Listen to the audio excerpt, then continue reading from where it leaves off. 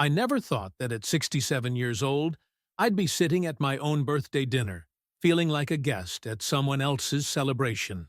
My daughter Claire leaned across the table with that tight smile she wears when she wants to be seen as the perfect daughter. "Happy birthday, Dad," she said, sliding a sleek wooden box toward me. The box gleamed under the dining room light, polished and expensive-looking. I traced my hand across its smooth surface before lifting the lid. Inside was a set of rare teas, neatly packaged in gold-trimmed canisters. A collection that, truthfully, she should have known I'd never touch. I was a simple man. Coffee in the morning, maybe a chamomile at night if my stomach ached. Tea ceremonies weren't part of my world. But Claire wasn't thinking about me. She was thinking about appearances, about how Joseph, her father-in-law, collected rare teas like trophies, about how impressed everyone at the table would be to see her generosity. I smiled faintly and nodded. "Thank you, sweetheart," I said. Inside, my chest tightened. She didn't notice. Or maybe she didn't care. The night dragged on with conversation circling around Joseph and his travels. He went on and on about a recent trip to London, how he'd been treated like royalty in some private club. Claire laughed at his every word, leaning toward him as if he were the center of gravity. I sat back, chewing slowly, a shadow in the corner of my own birthday. When the plates were cleared and the family drifted into the living room, I slipped quietly into the kitchen.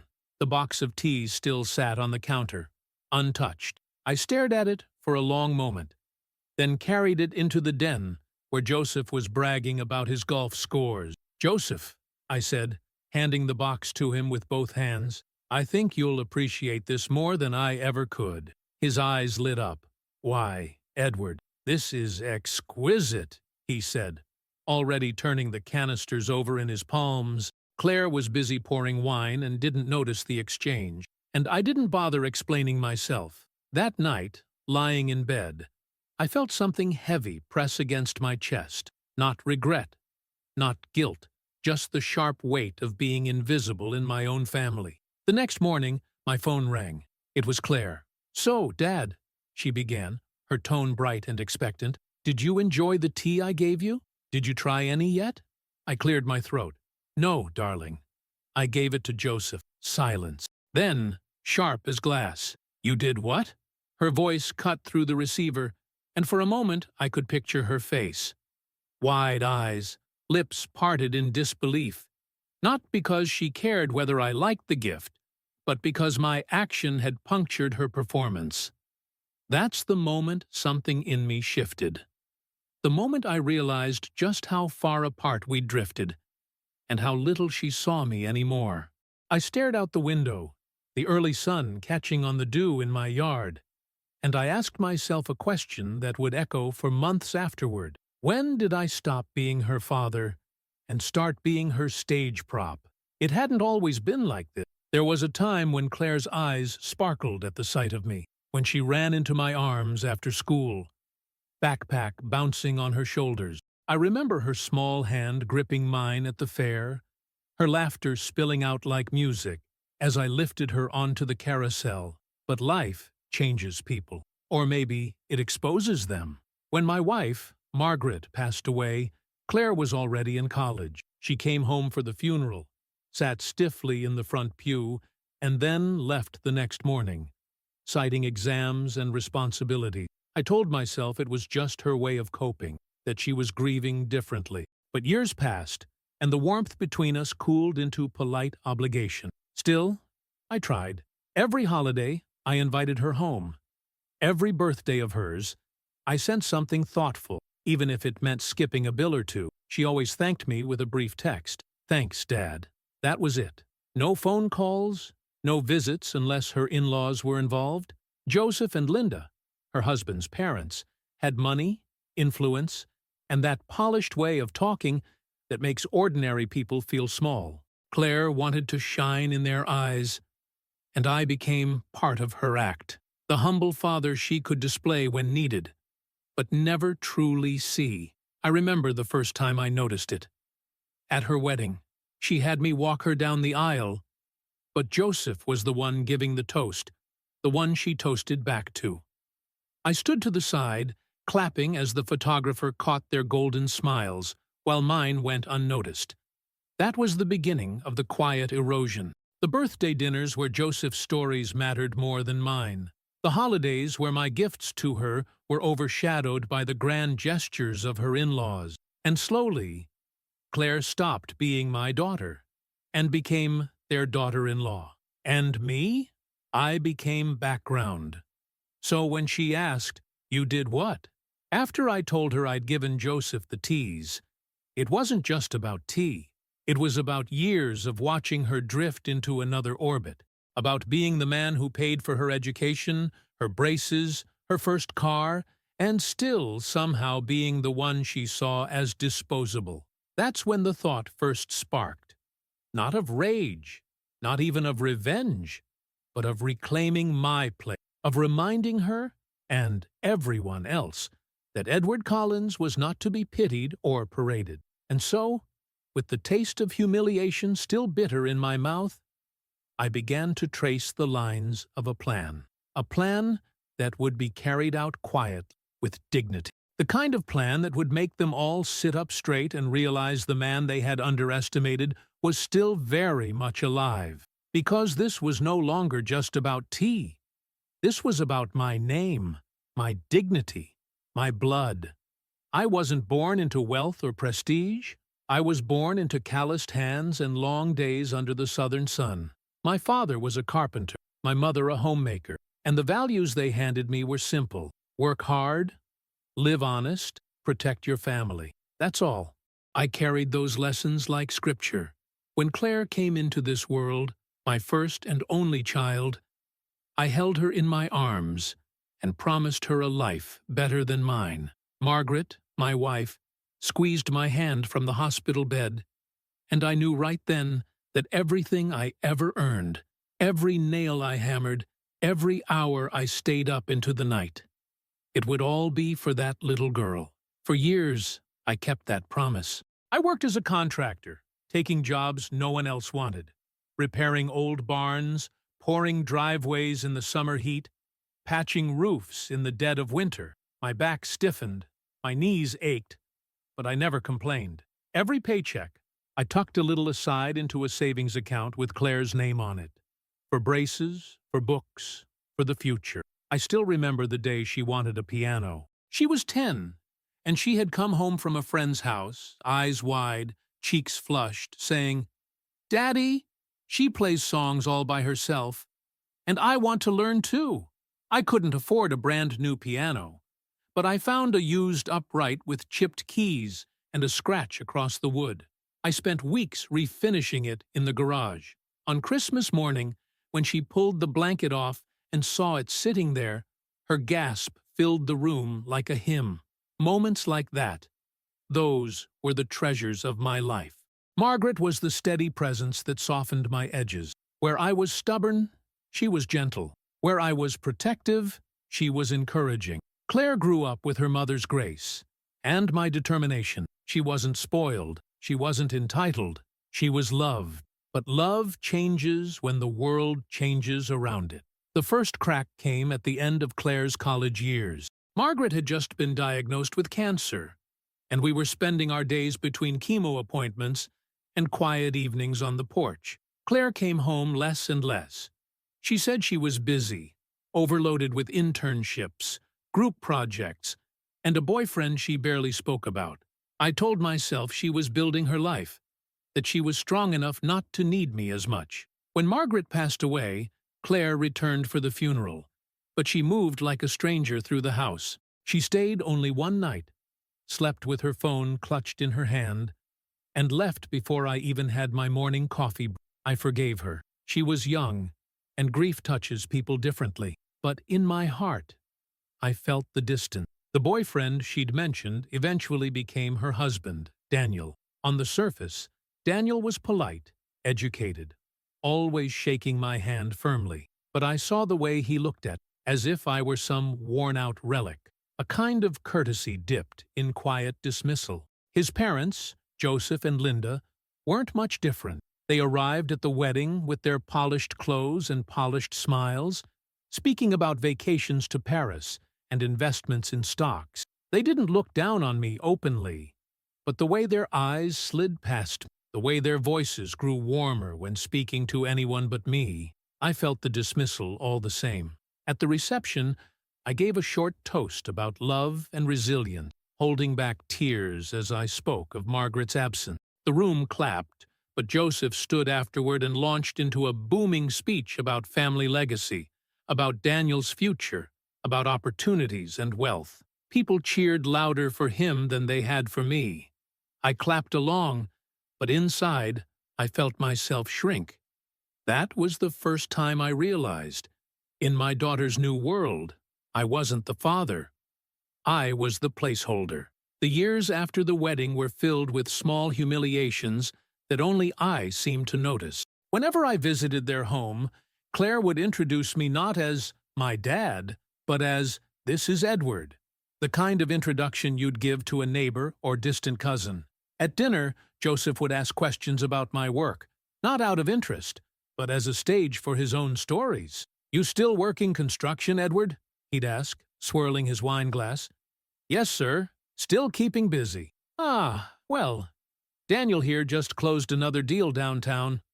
Real estate is the way forward, you know. Not labor." They'd chuckle, Claire included, as if what I did was quaint, outdated, like a horse-drawn carriage in the age of engines. I told myself to swallow it. Better to let her have her life than to cause friction. But each small dismissal dug its claws into me. One Thanksgiving, I brought Claire a framed photo of her as a child with Margaret, the three of us smiling in front of that old piano. I thought she'd hang it, or at least keep it somewhere close. Months later, I visited again and found the frame tucked away in a guest room closet, behind a stack of board games. And then there were the gifts. On my birthdays, Claire began showing up with things that weren't meant for me, but for the image of a fine silk tie, though I never wore ties, a fountain pen, though I wrote my checks with a 50-cent ballpoint, and now the teas. Always expensive, always impressive in front of others, always utterly useless to me. What she wanted wasn't to honor me. It was to parade me, to present her generosity, her good daughter role, in a way her in-laws would applaud. I knew it. I felt it, but I said nothing. What they never understood was that I never wanted their world. I never wanted luxury or praise or approval from people like Joseph. All I ever wanted was Claire's presence, her laughter, her time. After Margaret's death, the house became unbearably quiet. I'd wake up and hear echoes of her humming in the kitchen, only to realize it was just the wind through the curtains. I filled my evenings with woodworking projects, carving shelves, fixing broken chairs, restoring old furniture for neighbors. But no matter how many things I built, nothing filled the space that loss had carved out. When Claire came around, I tried to savor it, but even then, she was distracted, her eyes darting to her phone, her words clipped. One evening, while visiting me, she spent nearly an hour scrolling while I sat across the table in silence.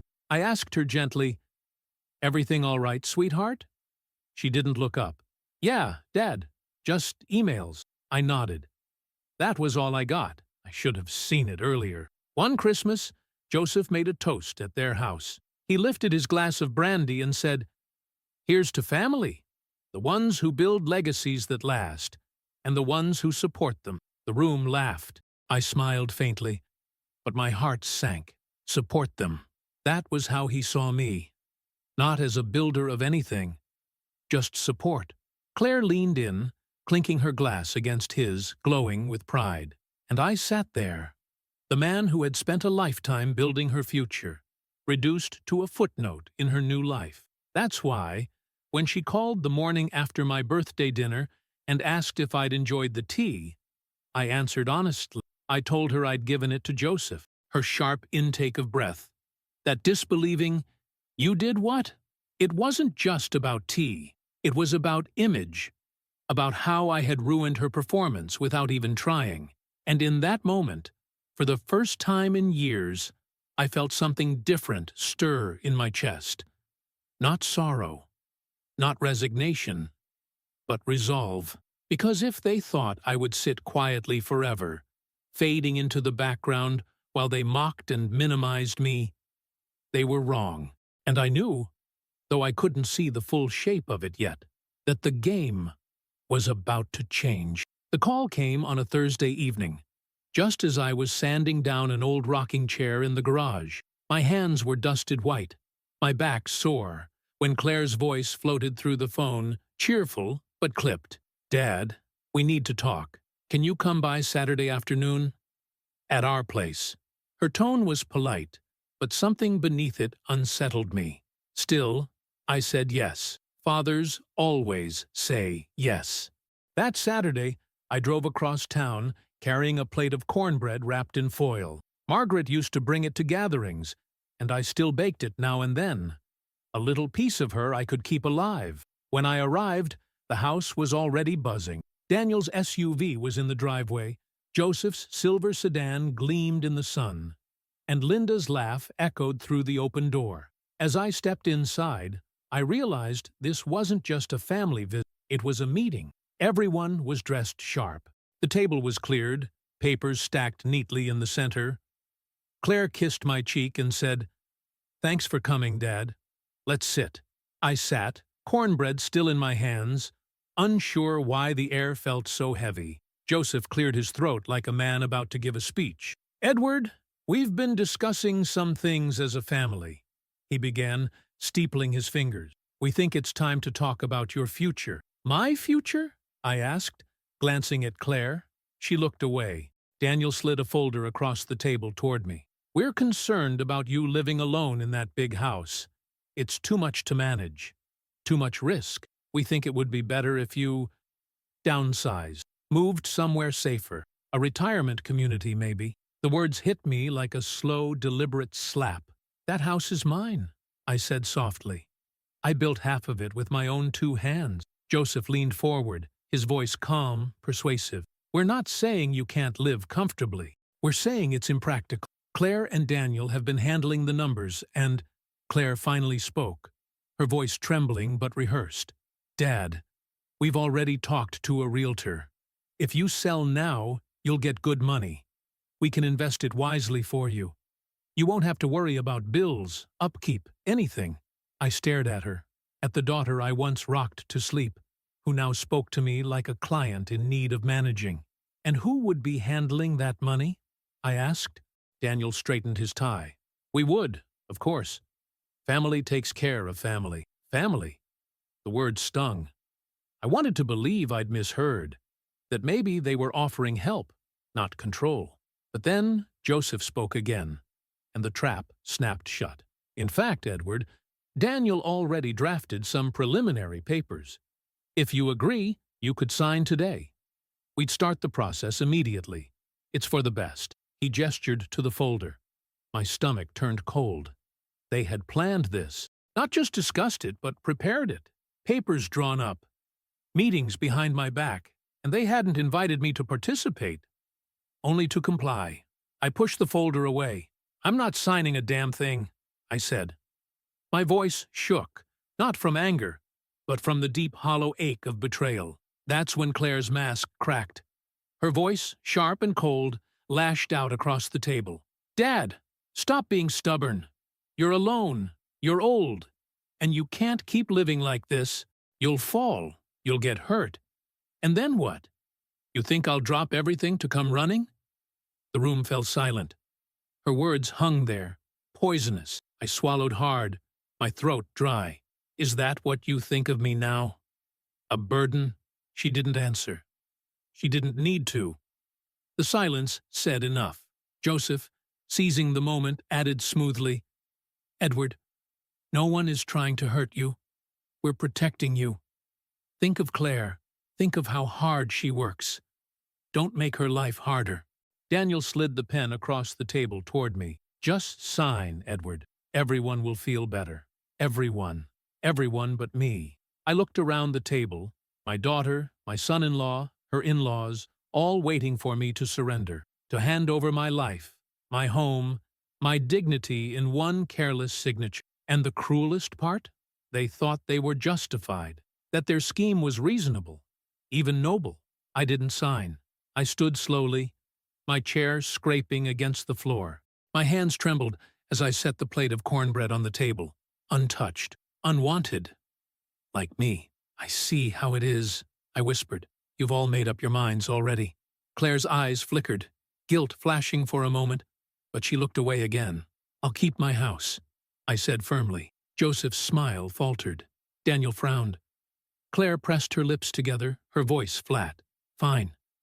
But don't come to me when something happens. I left without another word. Outside, the air felt sharper, heavier. I sat in my truck for a long time, staring at the wheel, my vision blurred with tears I didn't want to shed. That house wasn't just wood and nails. It was my life, my memories, the echoes of Margaret's laughter, the piano keys Claire once pounded as a child. It was everything I had left, and they wanted to strip it from me. Not because I couldn't manage it, but because they wanted control. That night, I walked through every room of the house, running my fingers along the walls, the shelves, the photographs. I felt like a ghost in my own life, already pushed out before I'd even left. The next week, I found out they'd gone ahead without me. A letter came from the realtor, thanking me for considering their services, and confirming that Claire and Daniel had initiated preliminary inquiries about my property value. They hadn't even waited. They had started the process, confident I'd cave eventually. Neighbors began asking if I was moving. One even congratulated me on finally deciding to retire. My humiliation wasn't private anymore. It was public, whispered about at the grocery store, hinted at by the mailman. Everyone seemed to know that my own daughter was planning my life without me. I sat on the porch one evening, watching the sun dip below the trees, and for the first time in years, I felt utterly defeated, not angry, not indignant, just broken. The kind of heartbreak you don't shout about. The kind you carry in silence, pressing down on your chest like stone. Claire visited that weekend. She came alone, standing in the doorway like a stranger. Dad, don't make this harder than it has to be, she said quietly. We're only trying to help. Help. That word again. I nodded slowly. I see. She waited for me to argue, to shout, to plead, but I didn't. I simply poured her a glass of water, set it on the counter, and sat down at the table. My silence unsettled her. She fidgeted, checked her phone, and finally left with a quick hug that felt more like a dismissal. That night, I sat in the dark living room, Margaret's old blanket draped across my knees, and I replayed every word, every look, every slight. The cornbread left on the table. The pen slid across to me like a command. The way my daughter called me stubborn, old, a burden. The house creaked softly around me, alive with memories, and I knew I wasn't ready to surrender it, or myself. I didn't speak it aloud. I didn't even write it down, but something shifted deep inside me, solid and unmovable. They thought they had cornered me. They thought I was broken, too weak to resist. But they had forgotten one thing. I had spent my whole life building. With my hands, with my patience, with my quiet endurance. And a man who builds can also dismantle. So I sat there in silence, staring at the darkened window, and I let the decision settle over me like a second skin. I would not be their victim. The following days, I moved as if nothing had changed. I still rose early, made my coffee, tinkered in the garage, waved at neighbors. But behind every ordinary motion, a different current was running. Their words echoed in me, not like wounds anymore, but like blueprints. If they wanted control, if they wanted to dictate my life as though I were already gone, then I would let them believe I was folding. I would let them underestimate me, and then I would remind them who I really was. The first opportunity came faster than I expected. Among the papers Daniel had pushed toward me that Saturday was a financial disclosure form, half filled, with my name typed at the top. Careless. They had assumed I'd signed so easily that they hadn't even bothered to tuck the draft away afterward. I'd slipped it under my jacket before leaving. That form was now in my hands, and as I studied it at my kitchen table, I noticed detail. Numbers, signatures, even a line suggesting I had already agreed to transfer property oversight to them. My name scrawled in a forgery that almost passed. Almost. I knew a realtor who owed me a favor. A man I'd built a porch for 15 years ago. I paid him a visit the next morning, form in hand. He examined it, eyebrows raised. "Edward, this isn't just preliminary paperwork. They're trying to initiate a trust in your name. Once filed, it'd give them power over decisions tied to your home and assets. It's dangerous stuff if you're not aware of it." I let that sink in, then asked him to do me a favor. Stall. If anyone came asking about property values or potential listings tied to my address, he was to delay, redirect, misfile. He agreed, shaking his head in quiet disbelief. I walked out, lighter than I had felt in weeks. Days later, I heard through a neighbor that Claire and Daniel had been expecting a call from the realtor that never came. I could imagine their frustration. Daniel pacing with his phone. Joseph insisting on answers. I pictured Claire biting her lip the way she always did when things didn't go according to her script. Just that small shift gave me a quiet satisfaction. They thought they were moving me like a pawn. Instead, I had slipped my piece off the board. I didn't confront them. I acted as though I knew nothing.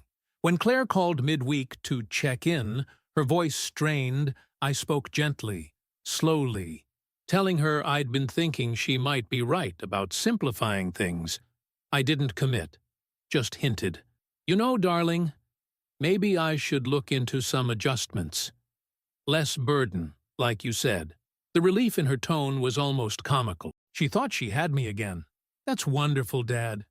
Really, I think you'll feel so much freer once you don't have to worry about all the responsibilities." Responsibility. That's what she called the life I'd built. Still, I smiled through the phone and told her we'd talk soon. Meanwhile, I visited the county office myself. Years of contracting had taught me where to go, who to talk to. I filed a quiet notice on my property, placing it into a protective trust, but one with a trustee of my choosing. An old friend, a lawyer who had drafted my will after Margaret passed. No one in Claire's world knew about him, and that was the point. From that moment on, any attempt to interfere with my home would run into a wall of legality stronger than any roof beam I'd ever raised. The brilliance wasn't in blocking them openly. It was in letting them keep pushing, believing the ground was solid, until they realized it had already been pulled from under them. The next Sunday, I attended a family brunch at their house. Linda greeted me warmly, Joseph with his usual self-importance. Claire was dressed immaculately, as though even breakfast required presentation. Daniel poured mimosas, playing the host. They were all smiles, all charm, until Joseph leaned in with that practiced tone. "Edward, have you given more thought to what we discussed? You know we only want what's best for you." I stirred my coffee and looked at him with the calmest eyes I could summon. "Yes, I've thought about it quite a lot." I paused, let the silence stretch. Claire's hand tightened around her glass. Daniel leaned forward. "And?" I smiled faintly. "I've been making arrangements, quietly, just so things don't become a burden later." They exchanged glances, subtle but telling. Joseph's brow furrowed. Daniel's jaw clenched. Only Claire tried to cover it with a thin smile. "That's good to hear, Dad," she said, but her voice lacked conviction. She wanted details, control, something to hold. I offered none. Instead, I reached into my bag and pulled out a small envelope. Inside was a simple photograph of their forged form, clear as day, with the signature line circled in red ink. I slid it onto the table, letting them glimpse it before tucking it back. Daniel stiffened. Claire's eyes darted down, then up at me. Joseph cleared his throat. What exactly are you implying, Edward? Nothing at all, I said softly, tucking the envelope away again. I just like to keep records of things. You never know when they'll be useful. The silence that followed was delicious. For the first time in months, I wasn't the one shrinking in their presence. It was them, shifting in their seats, wondering what I knew, how much I had seen, and how much I was prepared to do with it. I didn't explain. I didn't accuse. I simply smiled, finished my coffee, and stood to leave. "Thank you for breakfast," I said. It was lovely.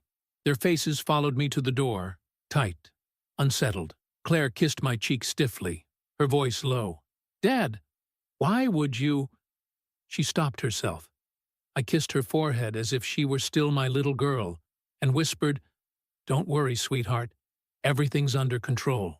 When I stepped into the sunlight, I felt lighter, stronger. For the first time in years, the weight wasn't pressing down on me. I had shifted it back onto them. They would stew, speculate, scramble behind closed doors, and I would go home in silence, knowing I had cracked their confidence. It was only the beginning. Just a small move, subtle enough to seem accidental, but sharp enough to draw blood. And as I sat back in my truck, gripping the wheel, I realized something inside me had changed. The grief, the humiliation, the years of silence, they had hardened into something else. Not rage, not bitterness, something colder, clearer. The air around me felt different, alive, as though the house I had protected, the memories I had preserved, were now whispering in my ear. It was no longer about surviving their schemes. It was about something greater. I drove away slowly, a faint smile on my lips, the road stretching out before me. The game had shifted, and for the first time, the pieces were moving in my favor. They didn't stay quiet for long. People like Joseph and Daniel don't let go easily. Within 2 weeks, I received a letter from a law office I'd never heard of, a friendly advisory, suggesting that, for my safety, I transfer power of attorney to my daughter and her husband. It was dressed up in polished language, all about protection, care, convenience, but I could hear Joseph's voice in every line. I took the letter, folded it neatly, and placed it in the drawer with the forged form. Proof upon proof, their own arrogance stacking up like bricks in the wall I was quietly building against them.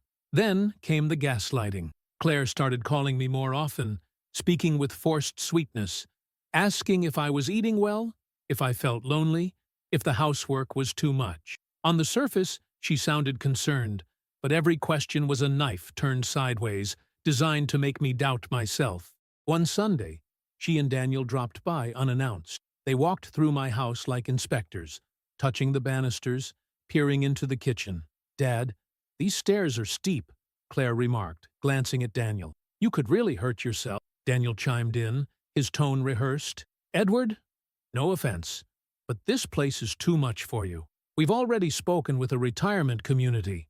Beautiful facilities, full staff, everything you'd ever need. You should come take a look." I listened quietly, hands folded in my lap, my silence unsettling them more than any protest would. When Daniel leaned closer and said, "It's the smart move," I simply looked him in the eye and asked, "Smart for who?" He didn't answer. He didn't need to. That night, I walked through the house again, not with sorrow this time, but with a clear mind. I opened Margaret's old hope chest in the bedroom, where she kept family documents, and pulled out a folder I hadn't touched in years. Inside were deeds, not just for this house, but for 2 parcels of land outside Savannah. Land my father had left me, land I'd paid taxes on quietly every year, never speaking of it. It was modest, nothing glamorous, but it was mine, untouched, unseen. I remembered a night long ago, Margaret urging me to keep it quiet. "Edward," she said, her voice gentle, "don't ever put everything in one basket. Life changes, people change. Keep something aside, just in case." At the time, I thought she was being overly cautious. Now I saw she had been wise. So while Claire and her husband believed they were circling me into a corner, I already held a second door they couldn't see. The next escalation came at the bank. I went to withdraw cash for groceries, and the teller mentioned that Daniel had been in earlier, asking questions about my accounts. My accounts. I asked her carefully what he wanted, and she said he'd claimed to be helping his father-in-law manage finances. She hadn't given him anything, but the attempt itself lit a fire in my chest. That night, I called my lawyer friend, the one I'd trusted with the property trust. We met at his office, the smell of paper and ink surrounding us. I handed him the forged form and the lawyer's letter. He read them silently, then leaned back, shaking his head. "Edward, they're trying to set you up. If you had signed even one of these, they'd already have control. But you've got enough here to turn the tables." I asked him to draft something, not a lawsuit, not yet, something quieter. A notarized statement making clear that I had placed all assets under a protective trust, with my lawyer as trustee. I signed it then and there, every word etched like steel. A week later, Claire invited me to dinner again. The table was set, wine glasses shining. Joseph was in full performance mode, talking about legal strategies as though it were casual conversation. Eventually, Daniel pulled out another folder, sliding it toward me like before. "Edward, this is simpler paperwork. Just a power of attorney. Purely precautionary. It'll make things easier when you're unable." The room stilled. Even Claire shifted uneasily at his choice of word. I looked at the folder, then at each of their faces. Slowly, I reached into my coat and pulled out an envelope. I laid it flat on the table, sliding it toward Joseph. His hands hesitated before opening it. Inside was the notarized trust document, stamped and sealed. "From this point on," I said calmly, "everything I own is under legal protection. My lawyer holds authority, not you. If you so much as try to tamper with my affairs again, you'll be facing more than my disappointment." Their faces shifted in unison. Joseph's confidence faltered, Daniel's jaw clenched, Claire's cheeks flushed with something between anger and shame. Daniel tried to bluster. "Edward, you don't understand how complicated these things are. We're only—" I cut him off. My voice was steady, almost gentle. "No, son, I understand perfectly. You wanted control. You wanted to strip me of the home I built, the life I earned. But you miscalculated. You thought I was old enough to be blind. You forgot I've been building foundations my whole life, and mine are stronger than your schemes." The silence after that was thick. They didn't know what to say, how to recover.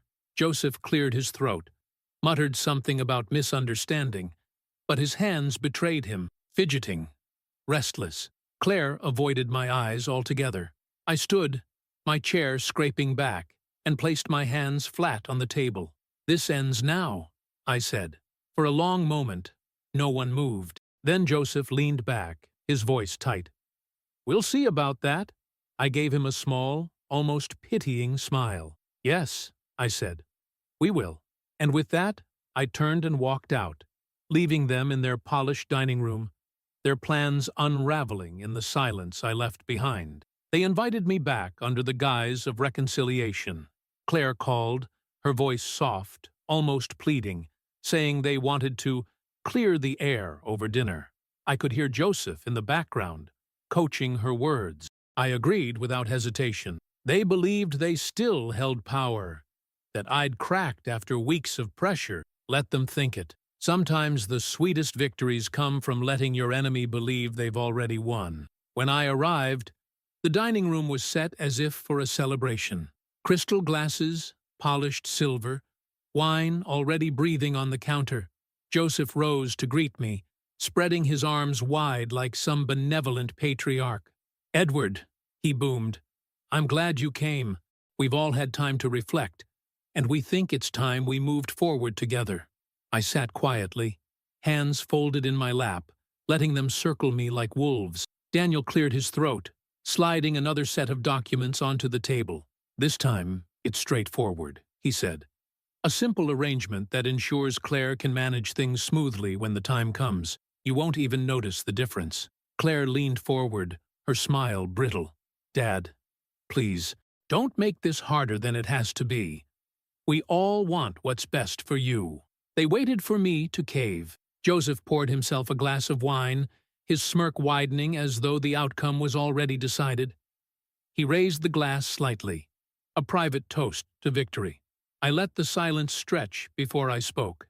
"You've been busy," I said softly. "Very busy." Joseph chuckled. "When it comes to protecting family, Edward, one can never be too prepared." I reached into my coat and pulled out a thin folder. Their eyes followed it hungrily, expecting surrender. But when I opened it, the air shifted. Inside were copies of the forged document, the lawyer's letter, and a transcript. Every call, every meeting, every attempt they'd made behind my back, neatly recorded and notarized. Daniel's face paled. Claire froze, her hands tightening on her napkin. Joseph leaned forward, his smile faltering. "What is this?" "Evidence," I said calmly. "Enough to show exactly what you've been trying to do.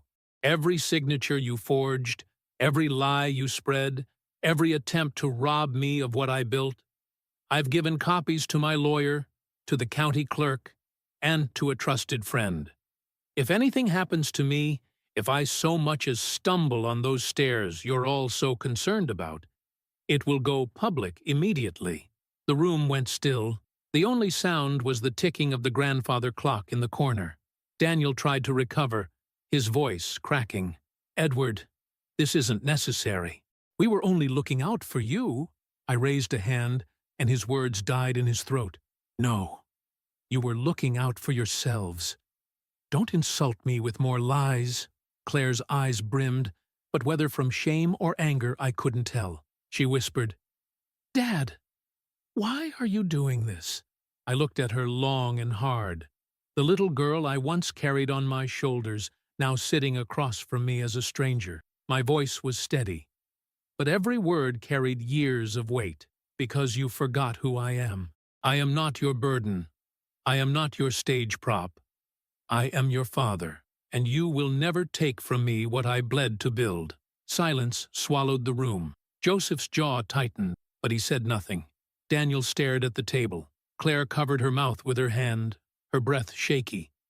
I gathered the papers, tucked them back into the folder, and stood. This house, this life, my name, they are mine. And now the world knows it too.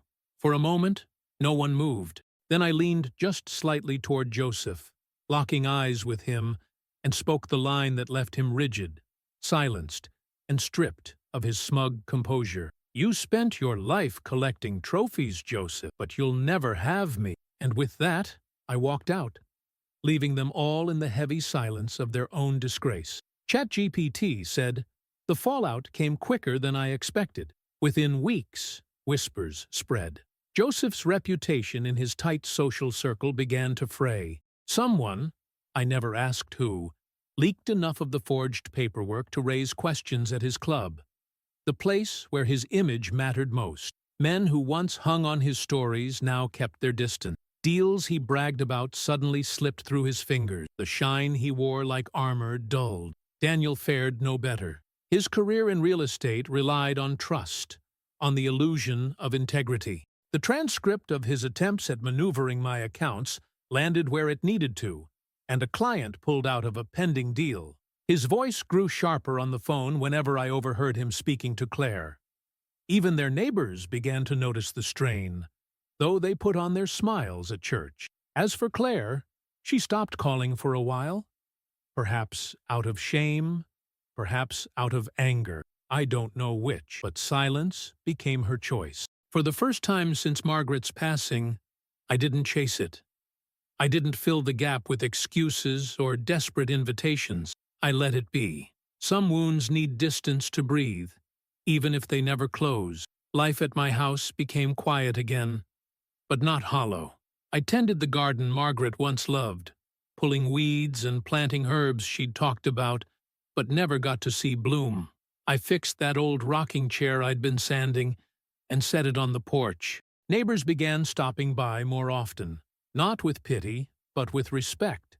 They'd heard parts of the story, how I'd stood my ground, how I hadn't been pushed out. Their nods carried weight, as if they saw me differently now.